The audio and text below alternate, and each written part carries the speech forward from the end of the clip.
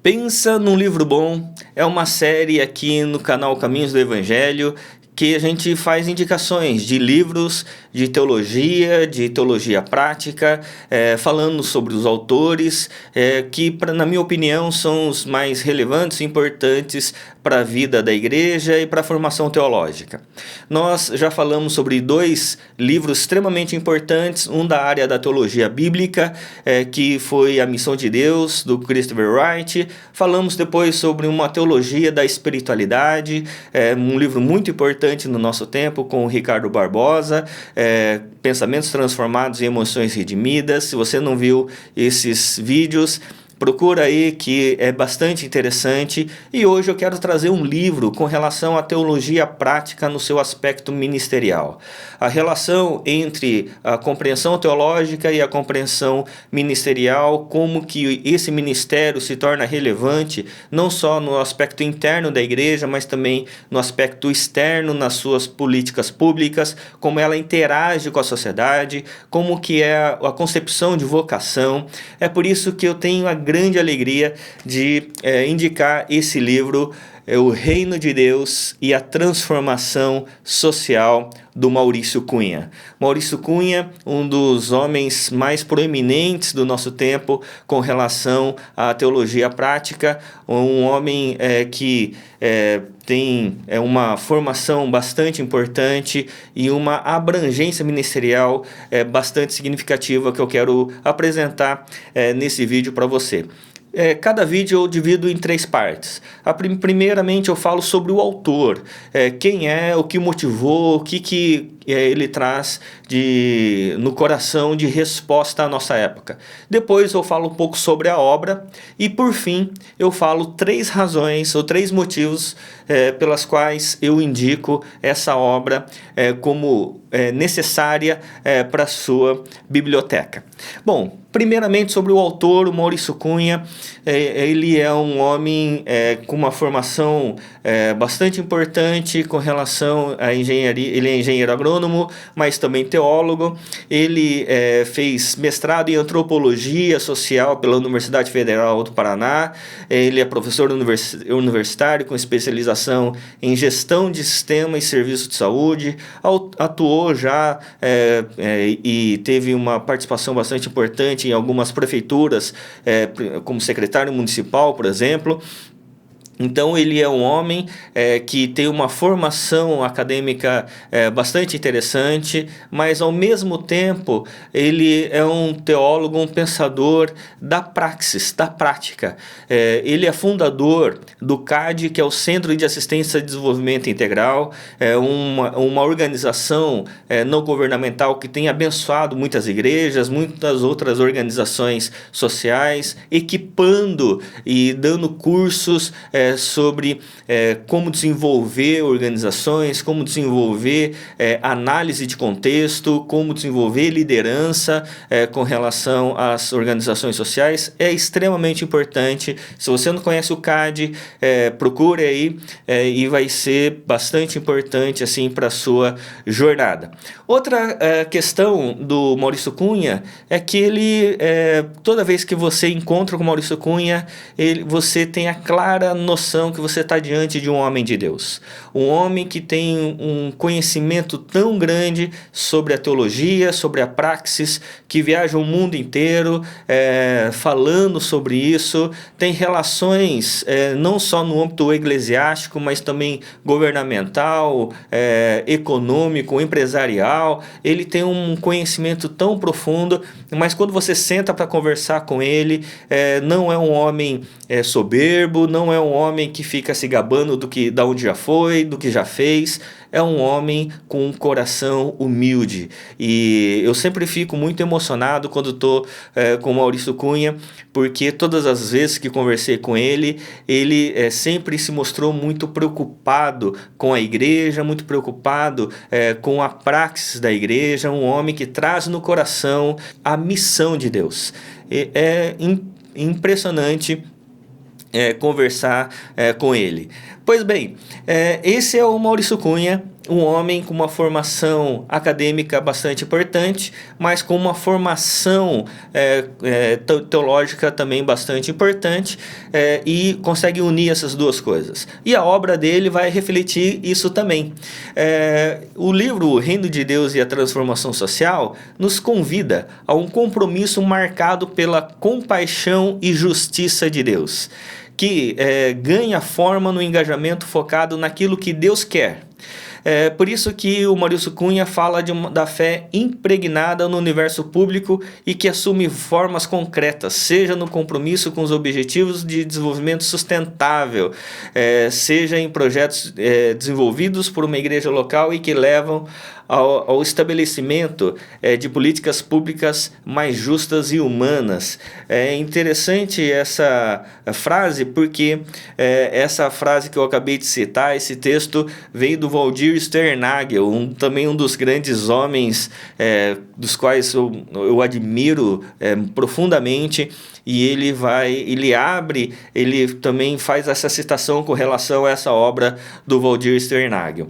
Esse livro ele vai trabalhar primeiramente a questão dos fundamentos bíblicos, depois ele vai trabalhar a questão de como que a gente, a partir do fundamento bíblico, a gente constrói uma concepção filosófica, e depois da concepção filosófica ele vai abordar como que a gente constrói uma prática com relação à igreja.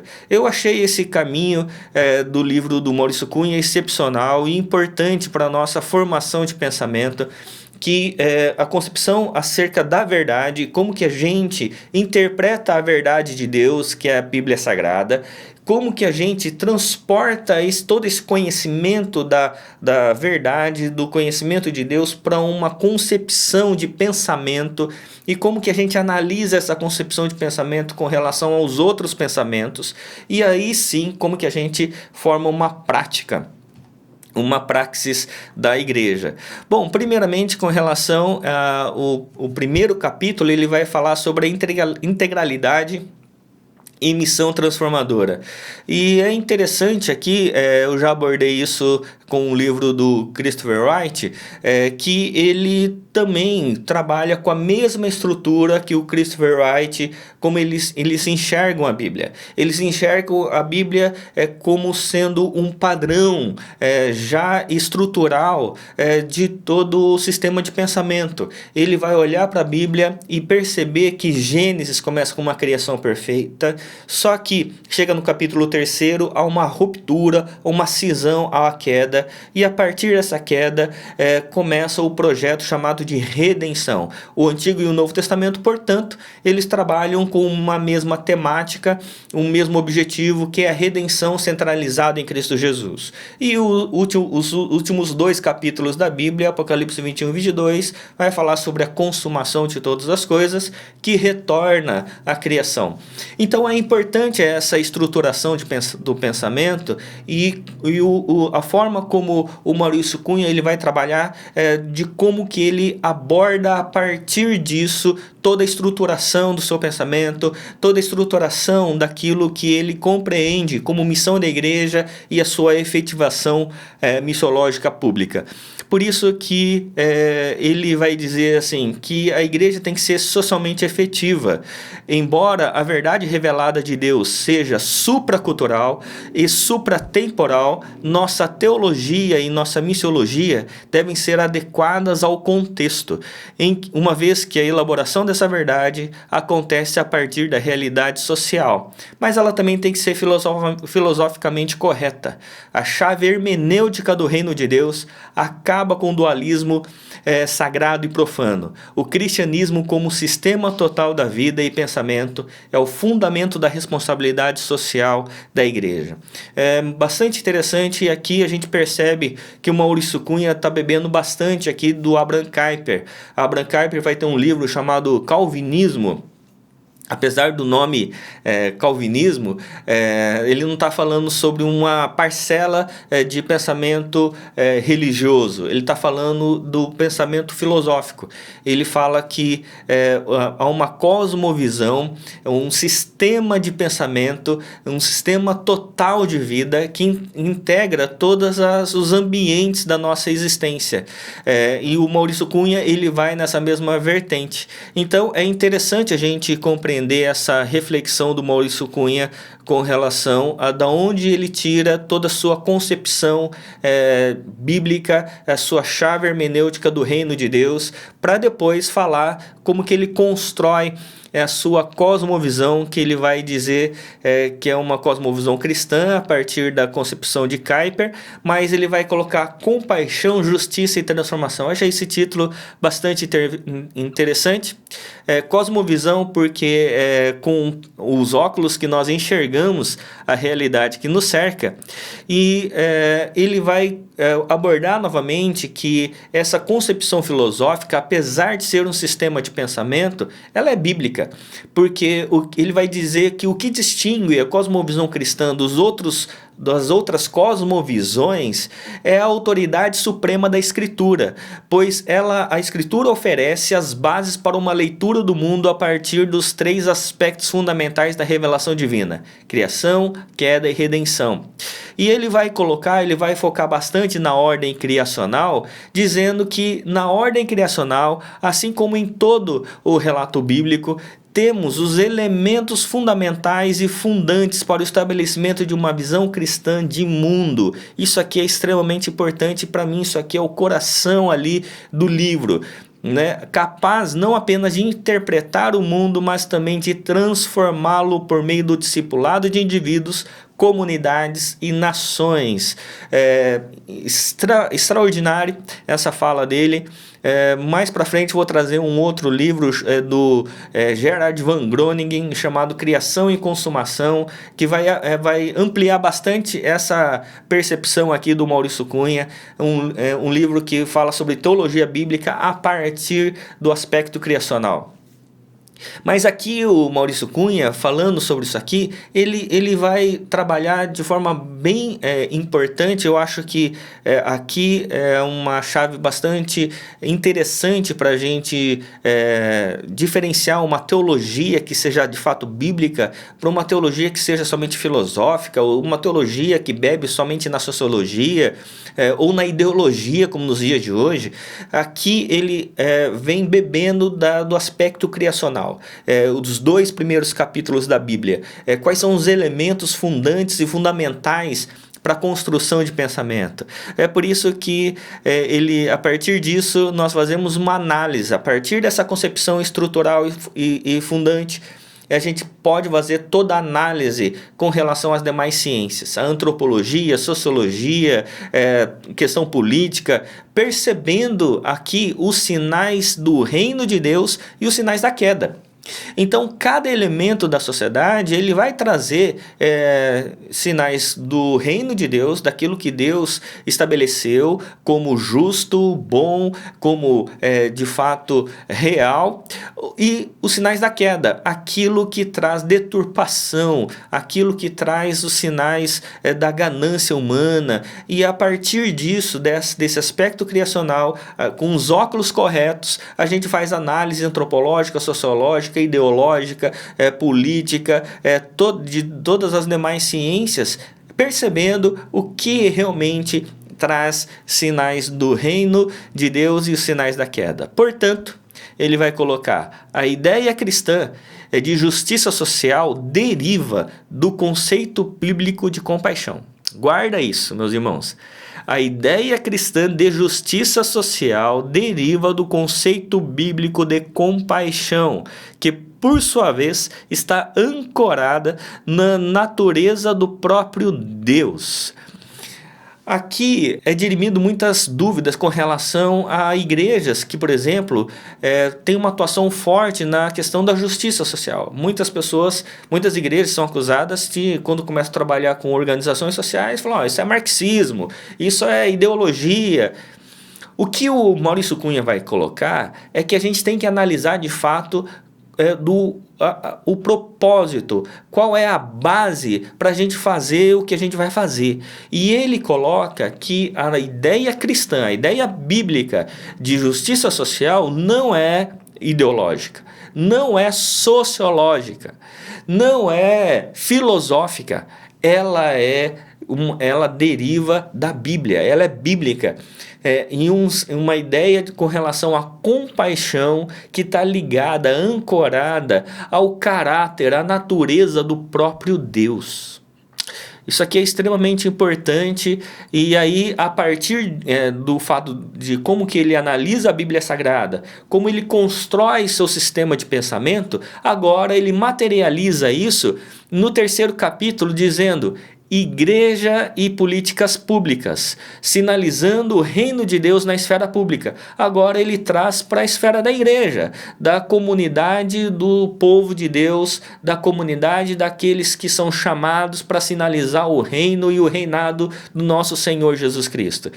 E ele vai colocar aqui uma questão bastante interessante, que é algo que eu creio que a igreja deve mergulhar para entender melhor, que ele faz uma análise bíblico e teológica da relação entre igreja e políticas públicas. Como é que a gente trabalha a questão das políticas públicas? Como que a gente analisa as políticas públicas? E ele vai colocar o termo chamado advocacy.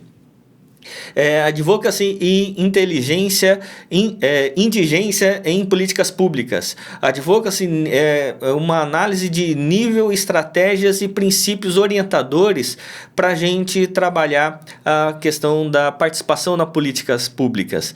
Por isso que ele vai colocar que o problema histórico da relação dos evangélicos com a política, ele vai analisando os problemas históricos, ele vai falar assim, muitas vezes entrou no messianismo, outras vezes entrou no triunfalismo e por outras vezes entrou no corporativismo.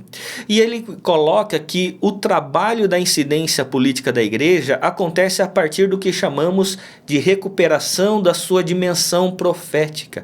Novamente, para a política pública, ele trabalha o conceito bíblico chamado de profecia, o que realmente é o aspecto profético bíblico. Entendemos aqui o profético como a denúncia das injustiças, o inconformismo com tudo que fere o caráter e os planos, desígnios de Deus numa dada sociedade. Então é importante isso que ele coloca. E por fim, ele vai falar sobre, depois de falar do papel da igreja, de resgatar o aspecto profético, ele vai falar assim, então, e agora? O que nós vamos fazer? Como é que a gente atua? E aí ele vai colocar conceitos e ferramentas para o serviço social e comunitário. São princípios orientadores para a atuação pública, princípios de autonomia programática local, princípios de subordinação da captação de recursos à orientação programática, princípio da participação, princípio da territorialidade, do seu território e princípios da equidade. E aqui ele vai trabalhar de forma bem prática mesmo, como que a gente forma uma organização social e quais os elementos que precisa conter numa análise de contexto. Ele vai colocar diagnóstico comunitário participativo, diagnóstico organizacional, programa de intervenção social, monitoramento e avaliação, mensuração do impacto, alinhamento aos ODS, que são os Objetivos de Desenvolvimento Sustentável, e tecnologias sociais. Bastante interessante, bastante prático e bastante simples. Não é muito complicado o que ele coloca. Esse livro, portanto, embora não seja um livro muito grosso, não seja um livro muito denso, tem 130 páginas, esse livro aqui é extraordinário, meus irmãos, indico fortemente, por isso que eu coloco esse livro no Pensa num Livro Bom. E por fim, como no nosso vídeo, a gente coloca aqui 3 razões pela qual eu indico esse livro. A primeira é que há uma teologia bíblica clara. Ele começa com os fundamentos bíblicos. ele já começa da onde ele está bebendo todos os seus conceitos. E ele coloca uma missiologia com profundidade a partir da compreensão bíblica e teológica. Ele não começa dizendo, eu acho que deve ser assim, eu acho que deve ser aquilo. Ele não é só um crítico resmungando sobre as coisas. Ele vai para a Bíblia. Então isso eu achei extraordinário. A segunda questão é que ele não fica só na Bíblia. Ele começa a trabalhar sobre um segundo aspecto que a gente chama de teologia pública. Como que essa teologia, que é uma informação que gera uma formação em nós, mas agora gera uma transformação na nossa sociedade. Então ele coloca sobre intervenção pública como cumprimento missiológico e redentivo por meio do serviço e da compaixão. A gente olhar para a pobreza, a gente olhar para a injustiça e a gente perceber que nós precisamos ser tomados de compaixão, não de revolta, aquela angústia revoltante, mas sermos tomados de amor, de compaixão, entendendo que a nossa atuação deve ser movida pela graça do nosso Deus. E, por fim, eu gosto muito porque ele traz ferramentas práticas e úteis para a igreja e organizações não governamentais, sem termos muito complexos, mas de forma bastante simples. E, além disso, um outro fator que eu acho bastante interessante é que a gente está diante de um autor que está vivendo o que escreve. Ele já é notório a sua participação, a sua efetivação como um homem de Deus, mas também como um homem da praxis. Por isso, eu indico fortemente esse livro, O Reino de Deus e a Transformação Social, Fundamentos, Princípios e Ferramentas. Muito bom que você possa adquirir esse livro, ler às vezes com a sua equipe aí de trabalho, se você é um pastor, se você é um gestor de organização social. Conheça esse livro, conheça o trabalho do CAD, porque tem me abençoado muito e eu creio que abençoará muito a sua vida. Se você quer um curso mais intensivo, o CAD ele tem um curso em janeiro chamado SEDEC, e que algumas pessoas da minha igreja já participaram e foram muito abençoadas. Então eu indico também bastante para você. Que Deus o abençoe. Minha oração por mim e por você é que possamos mergulhar no conhecimento, para que possamos saber o porquê nós fazemos o que fazemos. Não só fazer aquilo que nós achamos que é certo, mas fazer aquilo que a Bíblia Sagrada nos diz que é certo. Que Deus abençoe a sua vida, a Igreja do Nosso Senhor Jesus, em nome de Jesus. Amém.